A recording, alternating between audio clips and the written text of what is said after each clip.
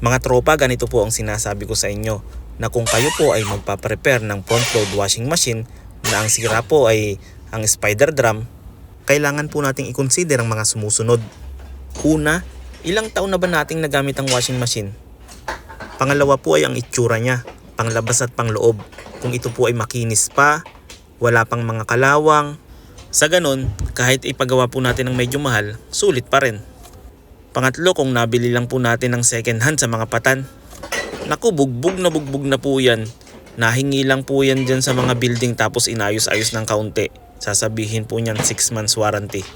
Bulok na po ang loob niyan.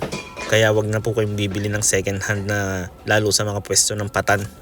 Kung bibili po kayo ng second hand, siguraduhin nyo po na kakilala nyo po ang pagbibilihan nyo na alam nyo pong hindi sobrang gamit at hindi sagsag. Magpupurgod lang po or pupunta sa ibang bansa kaya po ibinebenta. Pang-apat po ay magkano po ba ang pagkakabili natin sa washing machine ng brand nyo? Kung ito po ay mumurahin lang, wag na lang po. Mura lang na naman ang pagkakabili, mamili na lang ulit ng bago kasi mahal din po talaga yung pagpapagawa nitong spider. Mahal din po yung parts niya.